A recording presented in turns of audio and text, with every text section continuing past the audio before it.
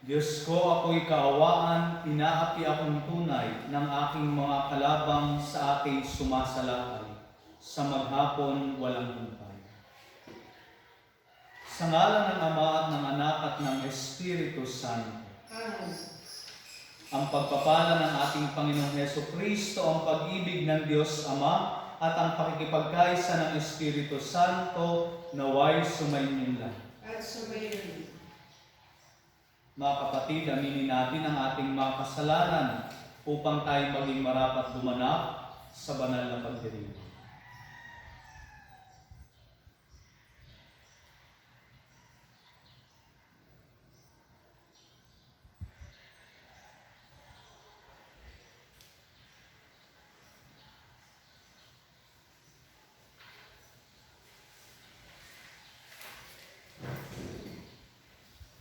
Sinubong tagapagpagaling sa mga nagsisisi, Panginoon, kaawaan mo kami. Panginoon, kaawaan kami.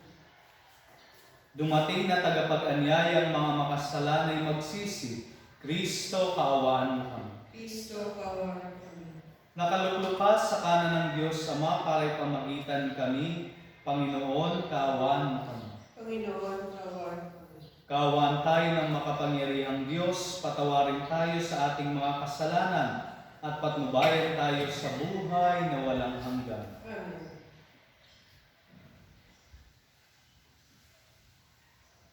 Manalangin tayo.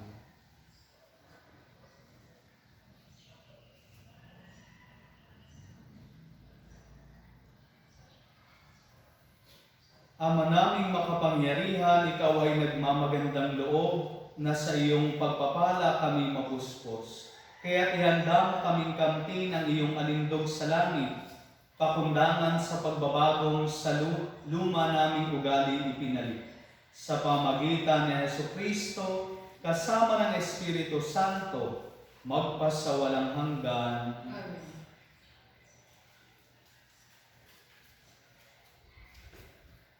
Pagbasa mula sa aklat ni Propeta Daniel. May nakatira noon sa Babylonia na isang lalaking nagngangalang Joaquin. Ang asawa niya ay isang babaeng bukod sa napakaganda ay may banal na takot sa Diyos. Susana ang pangalan nito, anak ni Hilcias. Pinalaki siya ng kanyang mga magulang ayon sa kautusan ni Moises. Napakayaman ni Joaquin at ang bahay niya ay ligid ng malawak at magandang hardin. Karaniway doon nagpupulong ang mga Hudyo sapagkat iginagalang siya ng lahat. Iyon ang naging tanggapan ng 2 hukom ng bayan at doon nagpupunta ang mga taong may usapin. Nang taong iyon, naalala na hukom ang 2 matanda at ganito ang sabi ng Panginoon tungkol sa kanila. Lumabas sa Babylonia ang kasamaan sa katauhan ng 2 matanda na naglilingkod sa bayan bilang mga hukom. Ang katotohanan. Kailangan ulitin ang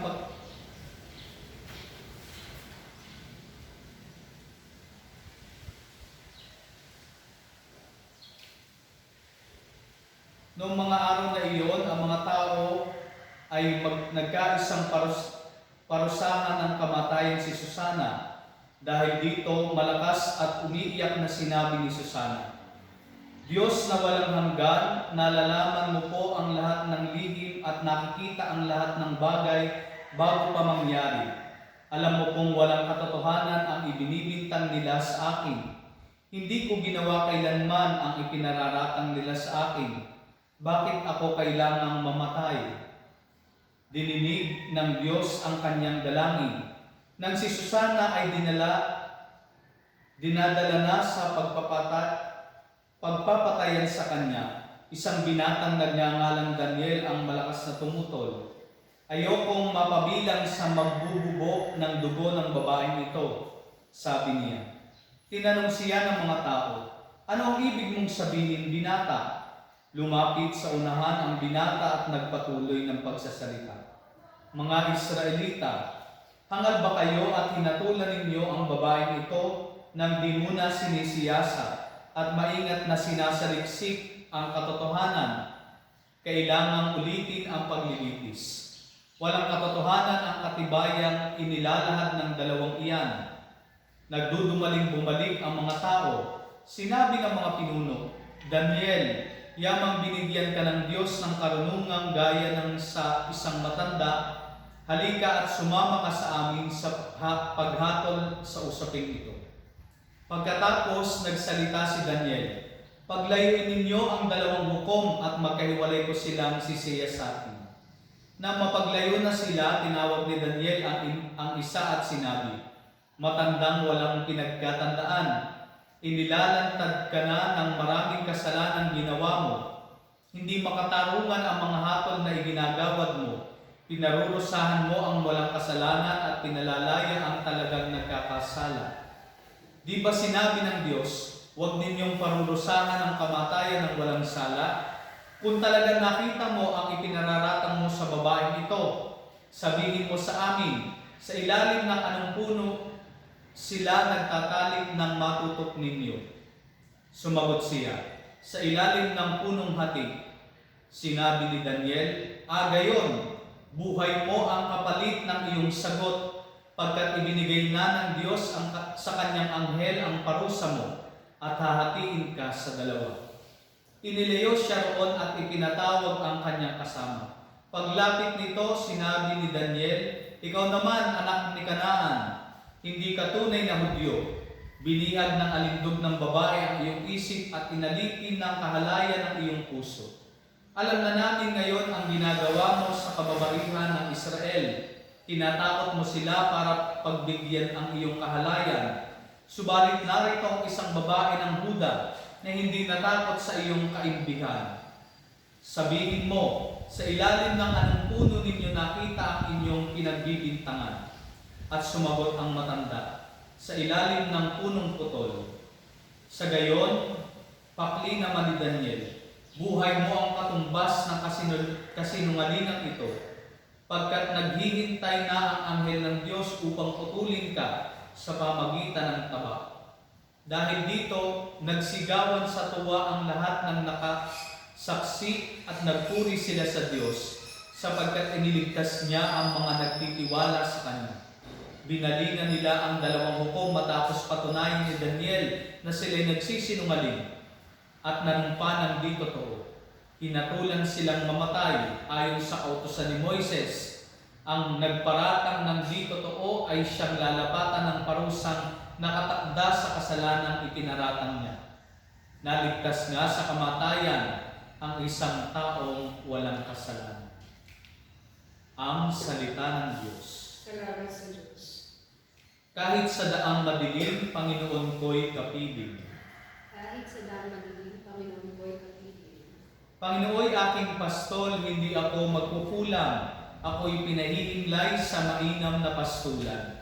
At inaakay niya ako sa tahimik na batisan. Binibigyan niya ako niyong bagong kalakasan. Kahit sa daang madilim, Panginoon ko'y kapiling. At sang-ayon sa pangako na kanyang binitawan, sa matuwid na landasi, doon ako inaakay. Kahit na ang daang iyo'y tumatahak sa karimlan, hindi ako matatakot pagkat ika'y kaagapay. Ang tungkod mo at pamalo ang gabay ko at sandal. Kahit sa daang madilim, Panginoon ko'y kapiling. Sa harapan ng lingkod mo, ikaw ay may handang dulang. Ito'y iyong ginagawang nakikita ng kaaway. Nalulugod ka sa akin, na ulo ko ay langisan, at pati na ang kalis ko ay iyong pinaapaw. Kahit sa daang madilim, Panginoon ko'y kapiling.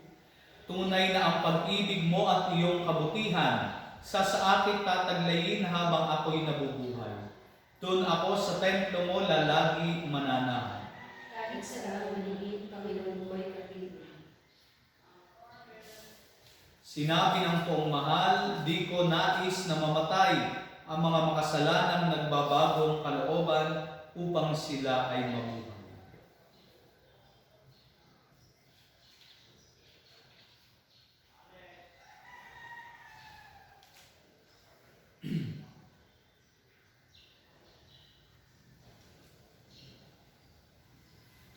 Sumainyo ang Panginoon. At sumayon. Ang mabuting balita ng Panginoon ayon kay San Juan. Patuloy sa iyo, Panginoon. Noong panahong iyon, si Jesus ay pumunta sa bundok ng mga Olibo.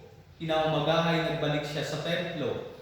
Lumapit sa kanya ang lahat, kaya umupo siya at sila ay tinuruan. Nooy dinala sa kanya ng mga eskriba at ng mga pariseyo ang isang babaeng nahuli sa pakikiapid. Pinatayo ito sa harapan nila at sinabi kay Jesus, "Guro, ang babaeng ito'y nahuli sa pakikiapid. Ayon sa kautosan ni Moises, dapat batuhin hanggang sa mamatay ang mga gaya niya. Ano ang masasabi mo?" Itinanong nila ito upang subukin siya nang may maisumbong sila laban sa kanya. Ngunit yumuko si Jesus at sumulat sa lupa sa pamagitan ng daliri. Ayaw nilang tigilan ang katatanong si Jesus, kaya't sila'y tinignan niya at sinabi ng ganito, "Sino man sa inyo na walang kasalanan ang siyang maunang bumato sa kanya." At muli siyang yumuko at sumulat sa lupa. Nang marinig nila ito, sila'y isa-isang umalis. Simula sa pinakamatanda, walang naiwan kundi si Jesus at ang babaeng naroon pa rin sa harapan nila. Tinignan siya ni Jesus at tinanong, "Nasaan sila? Wala bang nagparusa sa iyo?" "Wala po, Ginoo," sagot ng babae. Sinabi ni Jesus, "Hindi rin kita parurusahan. Humayo ka at huwag nang magkasala." Ang mabuting balita ng Panginoon. Pinupuri ka namin, Panginoong Jesucristo. Magandang umaga po sa ating lahat. Ngayon ay Lunes sa ika-5 linggo ng Kwaresma. Mabilis ka bang manghusga sa iyong kapwa? Siguro po lahat tayo ay naranasan ng mahusgahan at humusga rin sa ating kapwa. Subalit sa ating paghuhusga, may mga pagkakataon na mali pala ang ating hinuhusgahan o mali ang ating paghusga sa ating kapwa. Akala natin tama ang ating iniisip sa isang tao, ngunit mali-mali pala ang ating pagkakakilala sa kanya. At sa mga pagkakataon nais nating husgahan ang nakita nating ginawa ng ating kapwa, mahalagang maintindihan natin ang ipinahayag ng ating mga pagbasa bago tayo humusga. Malinaw sa ating mga pagbasa kung paanong sinasalamin na ang ating Panginoon ay isang hukom. Subalit sa pagiging hukom ng Diyos, makikita natin na siya ay parehong makatarungan at maawain. Sa ating pagninilay, mahalagang makita natin ang dalawang sangkap na dapat ay taglay natin bago tayo humusga sa ating kapwa. Una, kailangan ay alam natin ang buong pangyayari. We must have a view of the whole picture, ika nga. Sabi nga po ng isang spiritual writer, "Don't judge the decision of someone if you don't know the choices he had." Sa makatuwid, mabilis tayong humusga batay lamang sa ating nakikita, ngunit hindi dahil alam natin ang buong istorya. Sa ating unang pagbasa, narinig natin ang kamanghamanghang paghatol na ginawa ni Propeta Daniel sa mismong dalawang hukom na nagparatang sa isang babae. Dito ay nagkaroon ng linaw ang nangyari dahil alam ni Daniel ang buong katotohanan mula sa inspirasyon ng Diyos. Pinapaalalahanan tayo na bago tayo humusga, kailangan alam muna natin ang buong pangyayari dahil kung hindi, magiging mali ang ating paghusga. Naalala ko ang kwento ng isang babae na pumupunta at dumadaan lamang sa simbahan tuwing linggo sa panahon ng konsekrasyon. At ang parish priest na nag-aalaga sa parokyang iyon ay napansin ang babaeng ito na every consecration ng alas 9 misa sa umaga, dumarating ang babaeng ito, pumapasok sa loob ng simbahan at nananatili hanggang matapos ang konsekrasyon. Ngunit pagkatapos ng konsekrasyon, ang babaeng ito ay umaalis na lamang. Isang beses, hindi ang parish priest ang nagmisa ng misang iyon. At inabangan niya ang babaeng ito na laging dumadaan lamang sa simbahan.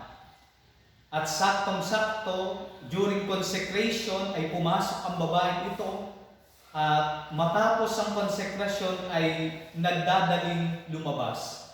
Sinalubong siya ng pari at sabi sa babaeng ito, "Hindi mo ba alam na mali ang iyong ginagawa? Ang pagsimba ay dapat buong misa, hindi lamang ang konsekrasyon." Subalit ang sabi at sagot ng babaeng ito, "Father, pasensya na po kayo sapagkat ito lamang po ang kakaunting oras na aking mailalaan sa buong araw ng linggo.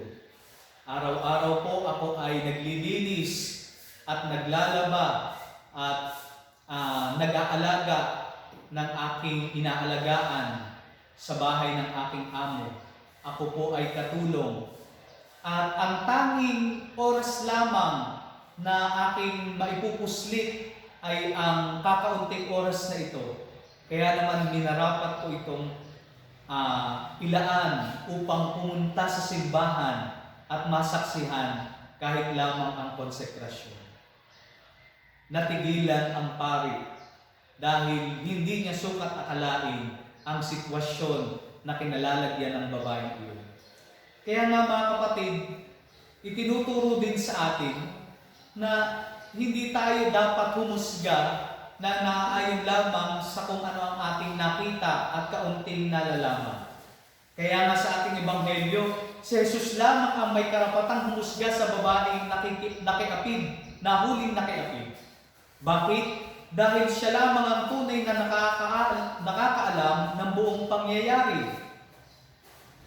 Ikalawang itinuturo sa atin ni Jesus, tayong lahat ay makasalanan. Kaya nga ang panawagan ni Jesus sa mga nais bumato sa babaeng ito, "Sino man sa inyo na walang kasalanan ang siyang maunang bumato sa kanya." Isang paanyaya na bago natin tignan ang maling nagagawa ng ating kapwa at husgahan sila, marapat lamang na usisain din natin ang ating sarili. Dahil sa maraming pagkakataon, ang kasalanang lagi nating napapansin sa iba ay siya rin mismong kasalanan na hindi natin maalis sa ating sarili at pilit nating ipinapasa sa ating kapwa. Kaya nga sabi ng isang komentaryo, ang pagyuko at pagsulat ni Jesus ng 2 beses ang naging dahilan ng pag-alis ng mga nais bumato sa Kanya. Pinaniniwalaan na sa ganitong uri na paghuhukom, isinusulat sa lupa ang pangalan ng nasasakdal at ang mga kasalanan ng kanyang ginawa bilang patunay kung bakit siya dapat batuhin. Pero sa pagyuko daw ni Jesus, isinulat daw niya hindi ang pangalan ng babae, kundi ang mga pangalan ng mismong nais bumato sa babae ito. At sa ikalawang pagyuko ay isinulat naman niya ang kanilang mga nagawang kasalanan na dahilan upang sila rin ay maaaring batuhin. Kaya nga, ang paanyaya ni Jesus sa kanila na maunang bumato ang walang kasalanan ay nagpagising sa kanilang kamalayan na silang lahat pala ay nararapat ding batuhin dahil sa kanilang mga kasalanan. Kung kaya isa-isa silang umalis. Kung kaya sa huling linggong ito ng Kwaresma, tayo ay inaanyayahan ni Jesus. Huwag nating tingnan ang ating kapwa bilang isang makasalanan na dapat husgahan. Sa halip, makita nawa natin sila bilang kapwa nating makasalanang nangangailangan ng kapatawaran. Sa ganitong paraan, hindi tayo nagiging mas marunong pa sa Diyos sa paghusga natin sa ating kapwa. Dahil kung mayroon mang tunay na at karapat-dapat na humusga, hindi tayo iyon, kundi ang ating Panginoong Diyos lang. Dahil ang Diyos ay laging patas sa kanyang paghusga. Alam niya ang kabuuan ng ating kasalanan, bagamat hindi nawawala ang kanyang awa at habag upang tayo ay kanyang mapatawad. Pagpalain po.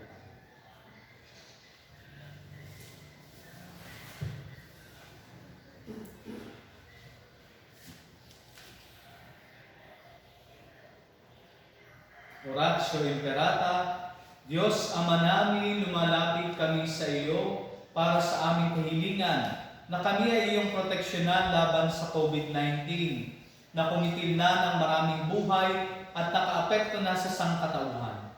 Nananalangin kami para sa iyong biyaya, para sa mga taong inatasan na pag-aralan ang kalikasan at ang sanhi ng virus na ito. Gayon din, upang mapahinto ang patuloy nitong paglagana. Gabayan mo po ang mga inatasang mga laga sa kalusugan na kanila nawang magampanan ang kanilang tungkulin ng buong husay at may malasakit. Gabayan mo po ang mga kawani ng pamahalaan at ang mga nasa pribadong institusyon sa kanilang paghahanap ng lunas upang masugpo ang pandemyang ito. Ipinapanalangin namin ang lahat ng mga naapektuhan. Nawa ay hilumin mo po ang kanilang karamdaman. Ipagkaloob mo po nawa sa amin ang iyong biyaya upang kami ay patuloy na makagawa ng kabutihan para sa lahat at makatulong sa lahat ng mga nangangailangan. Ipinapanalangin po namin ito sa pamagitan ng aming Panginoong Hesukristo, iyong anak, na nabubuhay at nag-aaharing kasama ng Espiritu Santo, magpasawalang hanggan. Amen. Maria, aming inaatulong ng mga Kristiyano, Panalangin mo kami. San Rafael, Arcangel, Panalangin mo kami. San Roque, Panalangin mo kami. San Lorenzo Ruiz, Panalangin mo kami. San Pedro Calungsod. Panalangin mo kami.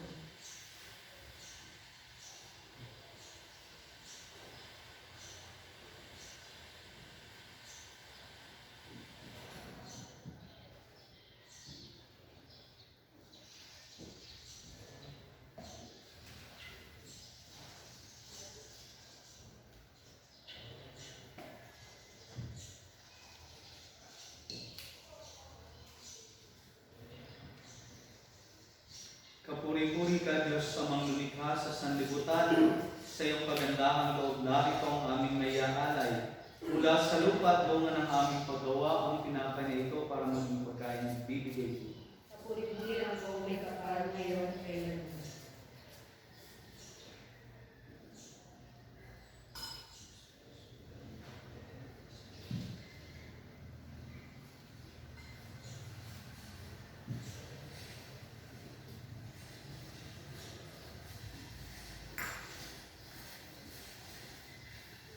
Kapuri-puri ka, Diyos, amang lumikha sa sanlibutan, sa iyong kagandahang loob narito ang aming mayaalay. Mula sa katas ng ubas at bunga ng aming paggawa, ang alak na ito para maging inuming nagbibigay ng iyong Espiritu. Kapuri-puri ang buong may kapal ngayon at kailanman.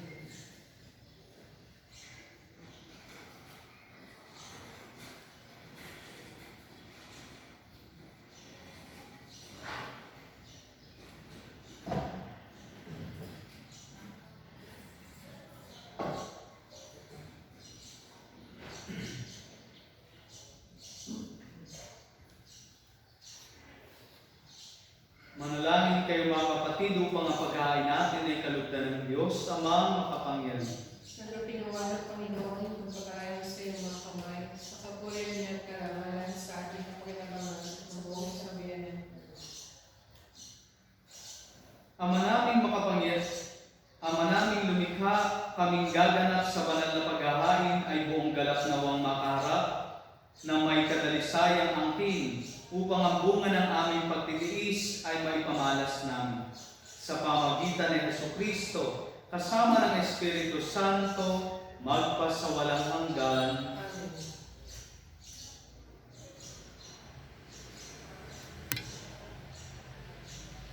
Sumainyo ang Panginoon, At sumayo rin.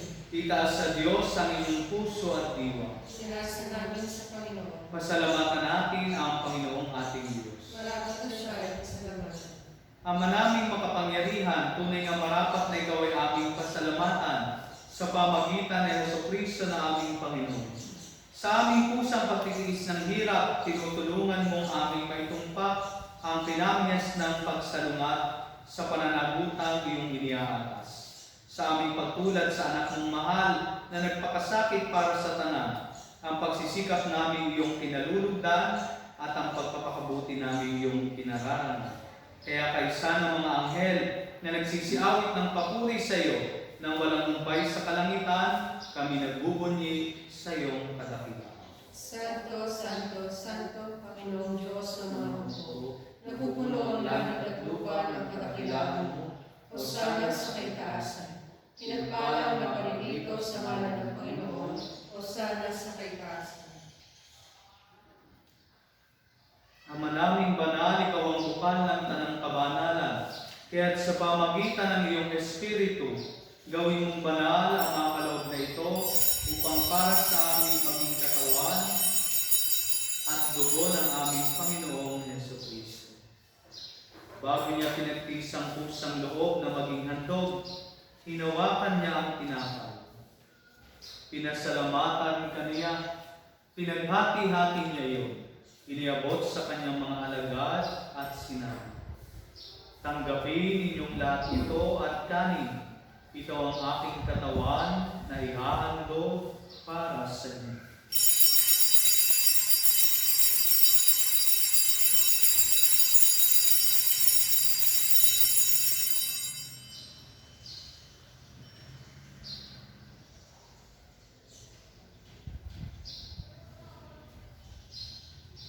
Gayon din naman noong matapos ang hapunan, hinawakan niya ang kalis. Muli kanyang pinasalamatan. Iniabot niya ang kalis sa kanyang mga alagad at sinabi, tanggapin ninyong lahat ito at inumin. Ito ang kalis ng aking dugo, ng bago at walang hanggang tipan.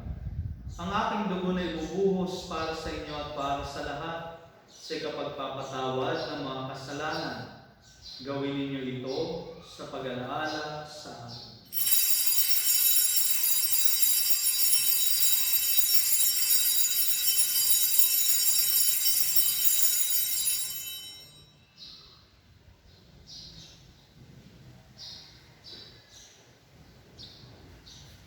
Ipagbunyi natin ang misteryo ng pananampalataya. Si Kristo'y namatay, si Kristo'y nabuhay, si Kristo'y babalik sa wakas ng panahon. Ama, ginagawa namin ngayon ang pag-alala sa pagkamatay at muling pagkabuhay ng iyong anak, kaya tiniaalay namin sa iyo ang tinapay na nagbibigay buhay at ang kalis na nagkakaloob ng kaligtasan. Kami nagpapasalamat dahil kami iyong minarapat na tumayo sa harap mo para maglingkod sa iyo. Isinasamo namin kami magsasalo-salo sa katawan at dugo ni Kristo ay mabuklod sa pagkakaisa sa pamagitan ng Espiritu Santo. Ama, lingapin mo ang iyong simbahang laganap sa buong daigdig. Puspusin mo kami sa pag-ibig. Kaysa ni Francisco na aming Papa, ni Buenaventura na aming Obispo at ng Tanang Kaparian. Alalahanin mo rin ang mga kapatid naming nahinlay na may pag-asang sila'y muling mabubuhay, gayon din ang lahat ng mga pumanaw.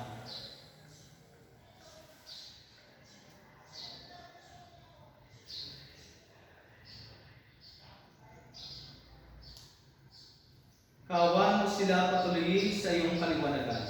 Kaawaan mo at pagindapating kaming lahat na makasalo sa iyong buhay na walang wakas. Kaysa ng mahal na Birhen Maria, ang Ina ng Diyos, kaysa ni San Jose, ang kanyang kalinis-linisang esposo, kaysa ng mga apostol, ni San Santiago na ating patron at ng lahat ng mga banal na namuhay dito sa daigdig ng kalugod-lugod sa iyo. May pagdiwang nawa namin ang pagpupuri sa ikararangan mo sa pamagitan ng iyong anak na aming Panginoong Jesucristo. Sa pamagitan ni Kristo, kasama niya at sa Kanya, ang lahat ng parangal at papuri ay sa iyo, Diyos sa mga makapangyarihan, kasama ng Espiritu Santo, magpas sa walang hanggan. Amen. Bilang isang pamilya, tumawag tayo sa ating Ama sa panalangin tinuro ng ating Panginoon. Ama namin, sumasalangit ka, sambahin ang ngalan mo. Mapasabi ang kaharian mo, sundin ang loob mo dito sa lupa kanin sa langit. Bigyan mo kami ngayon ng aming kakanin sa araw-araw. At tawarin mo kami sa aming mga sala, para magpapatawad namin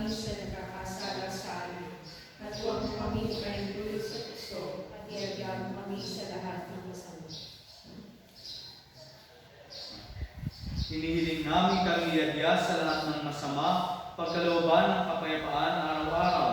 Iligtas sa kasalanan at ilayo sa lahat ng kapahamakan. Samantalang aming pinananalikan ang dakilang araw ng pagpapahayag ng tagapagligtas namin si Yesu Cristo. Sapagkat iyo ang kaharian at ang kapangyarihan at ang kapulihan magpakailanman. Amen.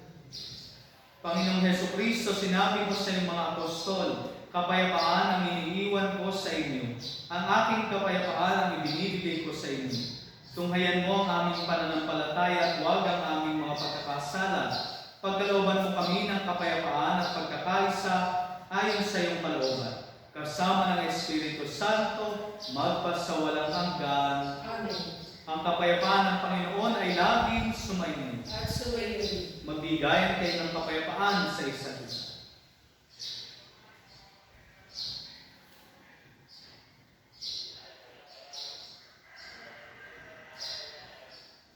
Kordero ng Diyos na nag-aalis ng mga kasalanan ng sanlibutan, maawa ka sa amin. Kordero ng Diyos na nag-aalis ng mga kasalanan ng sanlibutan, maawa ka sa amin. Kordero ng Diyos na nag-aalis ng mga kasalanan ng sanlibutan, ipagkaloob sa amin ang kapayapaan.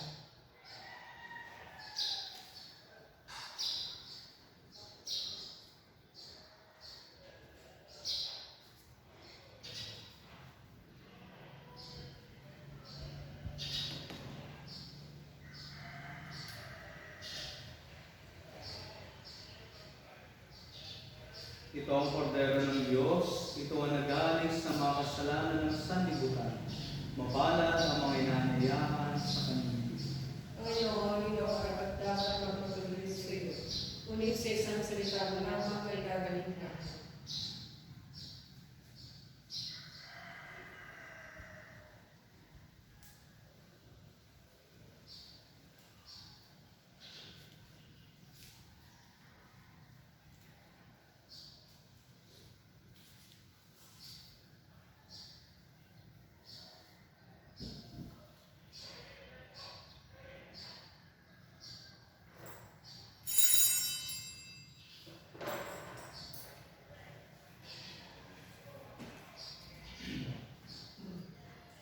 Sabi ni Jesus na mahal, sa daigdig ako'y ilaw.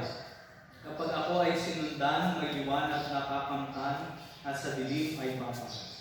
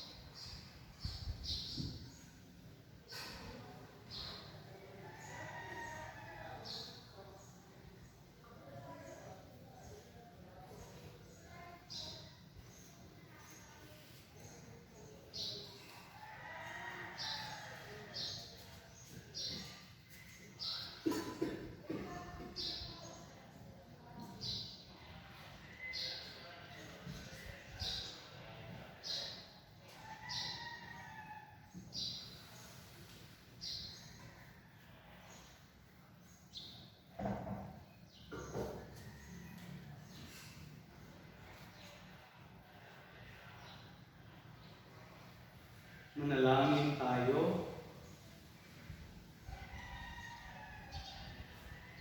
Ama naming mapagmahal, kaming pinapakinabang mo sa piging ng iyong pagpapala ay pamalagi nawa nitong walang hilig sa masama at sa gayoy maliksi naming masundan ang yapak na halimbawa ni Heso Kristo ang aming tagapamagitan. Kasama ng Espiritu Santo magpasawalang hanggan. Amen. Sumainyo ang Panginoon. At sumayon. At away pagpalain kayong lahat ng ating dakila at makapangyarihang Diyos, ang Ama at Anak at Espiritu Santo. Amen. Ang misa ay naialay na, humayo kayo sa kapayapaan ni Kristo. Salamat sa Diyos.